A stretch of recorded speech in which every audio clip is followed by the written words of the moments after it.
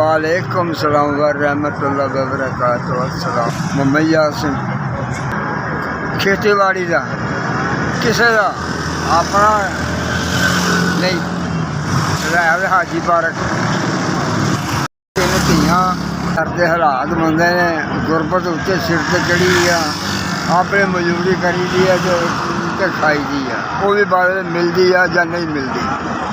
बस इन्नी गल घर के हालात भी नहीं चंगे कि मेरे को साइकिल भी नहीं चलती तो मजबूरी हो के चलानी पैंदी है।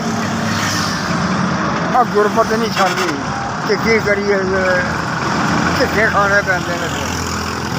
बस 5000 रुपया जी 5000 रुपया जनाब दिता तुसा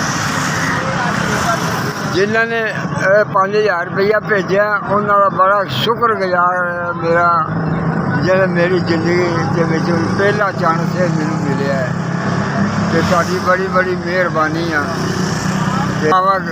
करते रहांगे तुहाडे हक अंदर आ जिंदगी देवे तो साढ़े गरीबों का जिन्हें सोचा वा अल्लाह उन्होंने इन्ना देवे या थुड़ के ना बहन SBS जो 5000 रुपया तो हम उन्हें पहुँचाया ताड़ी मेरी मेहरबानी।